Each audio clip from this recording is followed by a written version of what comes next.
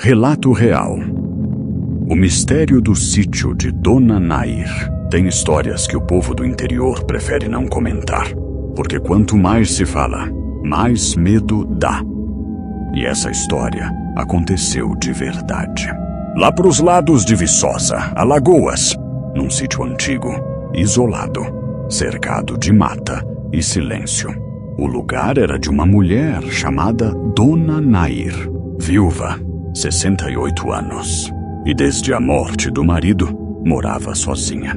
O que ninguém imaginava é que aquela casa escondia segredos que o tempo não apagou. Dona Nair era conhecida por ser trabalhadeira. Cuidava das galinhas, plantava feijão e vivia da roça. Mas com o tempo, começou a mudar. Os vizinhos perceberam que ela andava distraída, olhando pro nada, falando sozinha. Dizia ouvir o marido, Zé Raimundo, chamando do lado de fora. Mas o Zé tinha morrido há mais de 10 anos, numa enchente, perto do açude que fica atrás do sítio. O corpo dele nunca foi encontrado, e isso nunca saiu da cabeça dela. Certa noite, começou a chover. A energia caiu.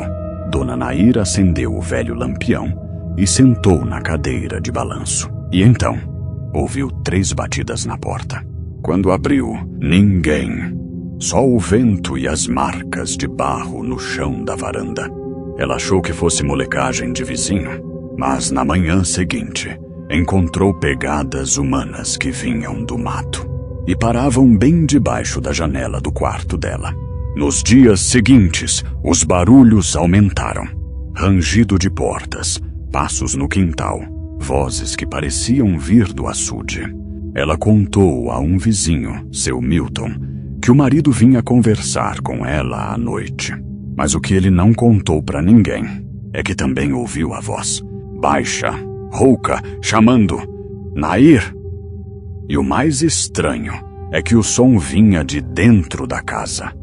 A saúde dela começou a piorar. Emagreceu, parou de comer direito e dizia que alguém ficava olhando para ela pela janela. O filho, Antônio, veio da cidade. Encontrou a mãe abatida, assustada, e o ambiente da casa pesado, úmido, com cheiro forte de mofo e querosene. Antônio quis levá-la embora, mas ela se recusou. Dizia que o sítio era tudo o que restava dela e do marido. Então ele resolveu passar uns dias lá para cuidar dela. Na primeira noite, Antônio acordou com barulhos no quintal. Achou que fosse animal, mas quando olhou pela janela, viu alguém passando perto do galinheiro. Pegou a lanterna, saiu e viu pegadas frescas perto da cerca dos fundos. "Quem tá aí?" gritou. Silêncio. Só o vento balançando as árvores.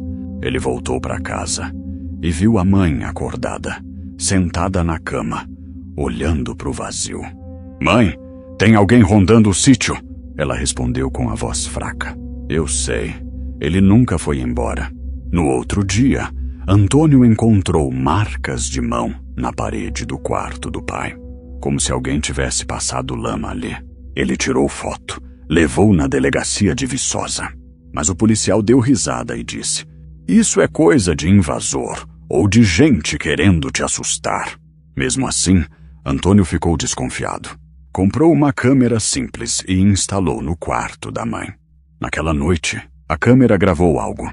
Às 2h37 da manhã, Dona Nair levanta da cama, vai até a janela e fala sozinha por quase 10 minutos. No vídeo, dá para ouvir claramente ela dizendo: "Zé, eu tô aqui, não precisa entrar." Mas ninguém responde, só o barulho do vento. Antônio mostrou o vídeo para um padre local, Padre Juvencio, que disse que o caso parecia obsessão, mas também comentou que aquela região tinha um histórico de coisas estranhas. Em 1984, uma família inteira abandonou um sítio vizinho, depois de relatar aparições e vozes noturnas. Mesmo assim, Antônio não acreditava em nada sobrenatural. Decidiu contratar um vigia para passar a noite lá. O homem aceitou, mas no terceiro dia pediu para ir embora. Disse que ouviu gemidos vindos do açude e passos dentro da casa, mesmo com as portas trancadas. Pouco tempo depois, a situação chegou ao limite. Uma madrugada, os vizinhos ouviram gritos. Quando chegaram, encontraram Dona Nair caída no chão, desmaiada, e Antônio chamando por ajuda.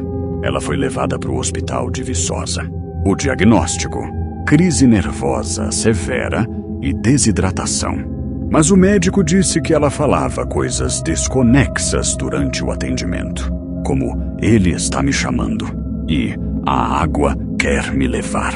Depois de alguns dias internada, ela melhorou. Voltou para a casa do filho, na cidade. Nunca mais quis voltar ao sítio. Antônio vendeu a propriedade, mas o comprador ficou lá só um mês. Disse que ouvia vozes no açude e o som de cadeira rangendo na varanda, sempre por volta das 2 da manhã.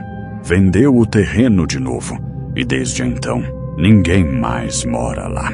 Os mais céticos dizem que Dona Nair sofria de alucinações causadas pelo luto. Outros acham que alguém realmente rondava o sítio à noite. Talvez algum ladrão, talvez um invasor. Mas há quem jure que o som da cadeira de balanço ainda se ouve quando a lua reflete sobre o açude. E o lampião, às vezes, acende sozinho.